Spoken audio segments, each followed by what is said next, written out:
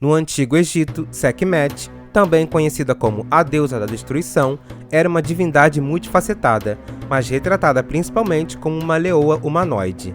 Ela foi uma das principais divindades da mitologia egípcia e ficou famosa por sua ferocidade. Em muitas de suas histórias, ela cumpre o papel de vingadora.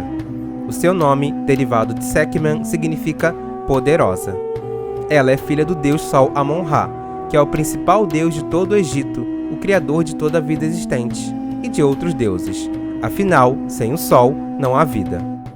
Apesar de desempenhar papéis contraditórios tanto de cura quanto de guerra e destruição, como guerreira, Sekhmet enfrentava os inimigos a pedido do pai Ra, agindo como uma representação da força e da raiva dele sobre a terra. Contudo, devido à sua ferocidade inigualável, a deusa muitas vezes agia por si só e as consequências chegavam a ser trágicas para todos.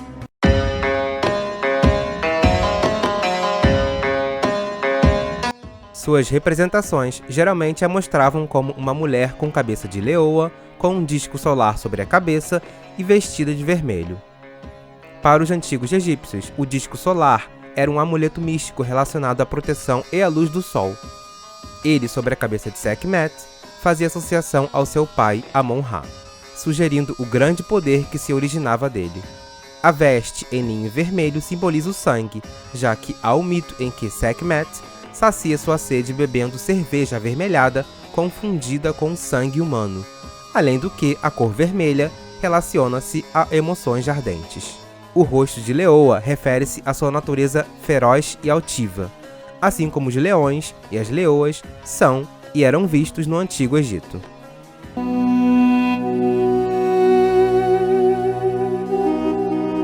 Sekhmet era uma das protetoras dos faraós no mundo dos vivos e dos mortos, e era a deusa que eles recorriam para ajudá-los na hora da guerra. Os egípcios também a associavam ao sol quente do deserto, pragas e caos. Porém, um de seus papéis mais importantes foi como instrumento de vingança. Ela seguia as ordens de Amon-Ra, que comumente lançava sua ira sobre aqueles que ele, o deus do sol, queria ferir. Alguns estudiosos acreditam que Ra a criou para punir e erradicar os humanos da Terra por não viverem uma vida equilibrada e justa, seguindo o princípio do Ma'at, a ordem cósmica. Sekhmet se casou com o deus Ptah, deus considerado o arquiteto do universo. Em algumas histórias, é contatado que ela teve com ele o filho Nefertum, outra entidade referente à boa sorte.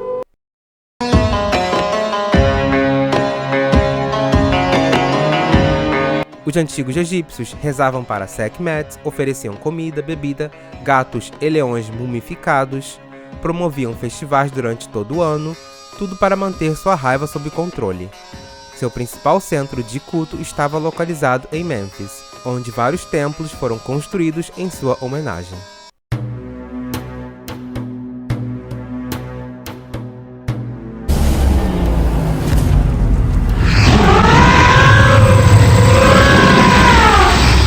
Em um dos relatos, Ra enviou Sekhmet para fazer os humanos pagarem por seus modos vis e degradados, ou seja, para puni-los. Porém, ele se arrependeu e teve que intervir para que não fosse o fim de tudo. De acordo com esse mito, o ataque de Sekhmet foi tão cruel e feroz que quase matou toda a humanidade. Ela passou dias massacrando cidades sem se cansar. O pai decidiu interromper a matança da deusa leoa, mas não conseguiu imediatamente. Então, ele tingiu cerveja de vermelho para parecer sangue para atrair Sekhmet. Ela bebeu a tal cerveja, ficou bêbada e acabou se esquecendo da sua tarefa vingativa. Graças a isso, a humanidade foi salva.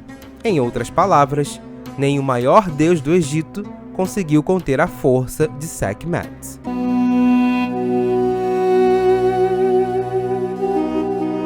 Nos últimos anos, Sekhmet tornou-se um importante símbolo do poder feminino. Ao lado de deusas de outras mitologias, ela passou a representar a força das mulheres em culturas onde só os homens, tradicionalmente, tinham papéis de liderança. Sua selvageria e suas associações com a guerra a transformaram em uma personagem feroz que ainda impacta os estudiosos de antigas mitologias. Ó poderosa Sekhmet, força e coragem, derrube todos os obstáculos que surjam em meu caminho. Na obra televisiva Os 10 Mandamentos, a vilã Unit é uma egípcia que é uma adoradora excepcional da deusa Sekhmet. Unit é uma mulher ressentida, vingativa e má. E contrariando o 10º mandamento sagrado enviado pelo Deus dos Hebreus através do libertador do povo hebreu, Moisés, não cobiçarás a casa do teu próximo, Unit cobiça tudo que é do outro.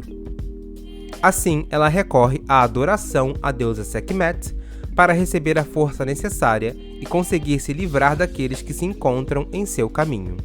Como várias outras vilãs da teledramaturgia, Unit é uma ex-prostituta. No seu caso, era uma mulher de conveniência para soldados, que conseguiu sair dessa vida escondendo a verdade sobre o seu passado. O seu principal cliente, Sebek, o general da guarda real do faraó, homem que Unit dizia ser apaixonada, convence sua esposa, a bondosa e doce princesa Renutmiri, a aceitar Unit a ser sua dama de companhia. Assim, Unit, de um prostíbulo local, passa a viver no luxuoso palácio real.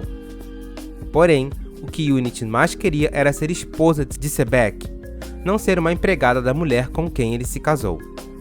Sebek mente e diz que Unit é sua prima, e não assume a filha que ele teve com ela, Nefertari, o que fez com que o ressentimento de Unit diante de toda a situação aumentasse mais ainda. Sebek nunca disse a ela que abdicaria de ser esposo da princesa para se casar e criar uma filha com uma ex-prostituta como ela. Teria Unit se tornado má por conta de toda essa situação que reflete como a sociedade do Antigo Egito era machista e extremamente vulnerável para as mulheres? Ou ela era realmente uma mulher perversa que se apoiava na crença de uma deusa vingativa?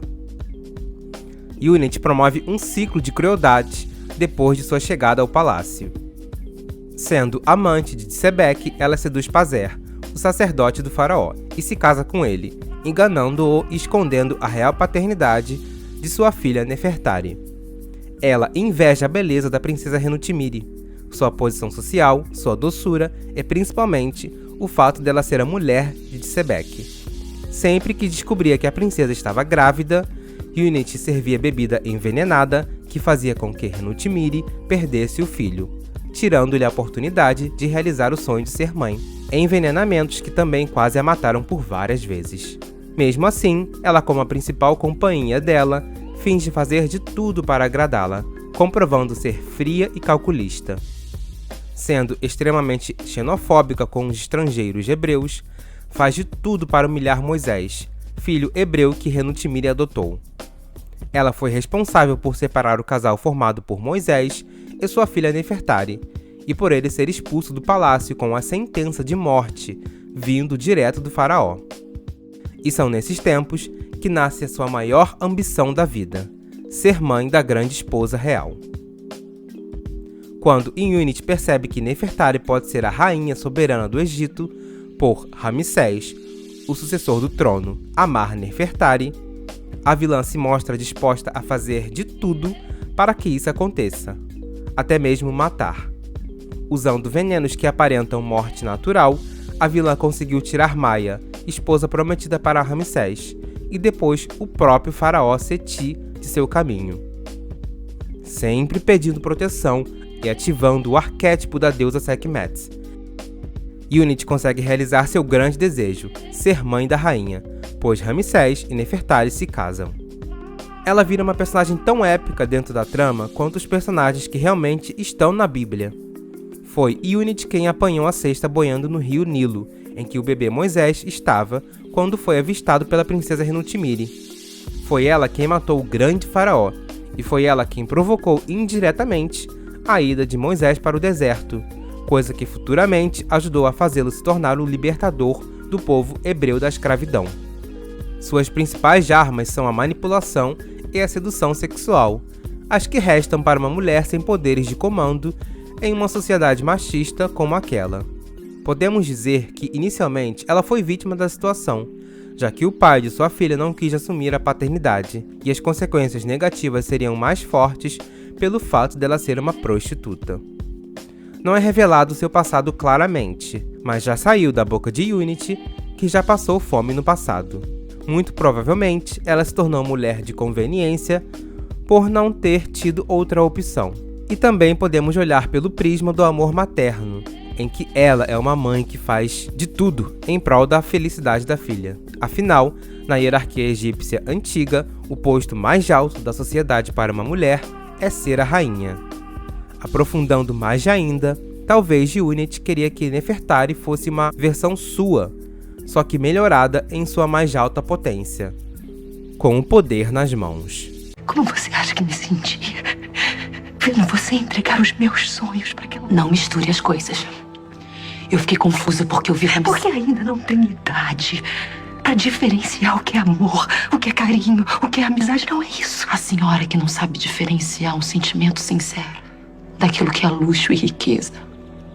Eu não me importo com ouro. Eu não me importo com isso. E com a fome, você se importa? Você já passou um dia da sua vida faminta, tendo que se contentar com restos, com migalhas podres e fétidas? Não. Você não sabe o que é isso, minha filha. Mas eu sei. Eu passei fome. Eu fui humilhada. Mas eu superei tudo.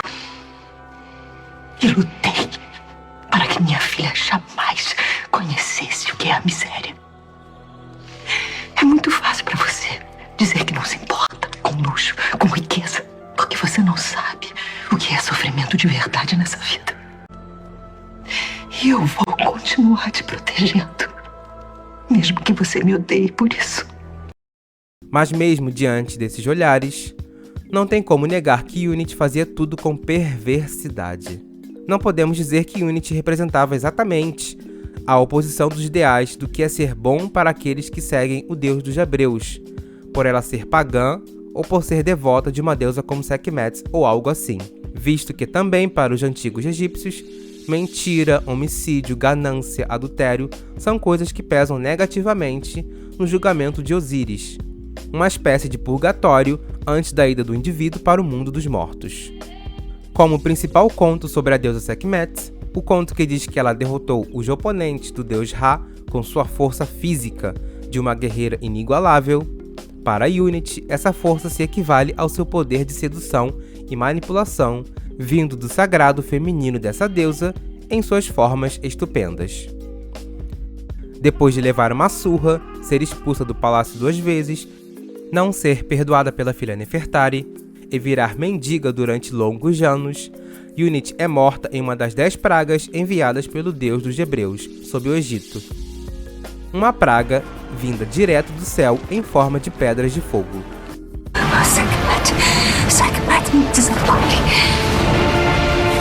Ou seja, a última e definitiva punição de Unity veio de um deus.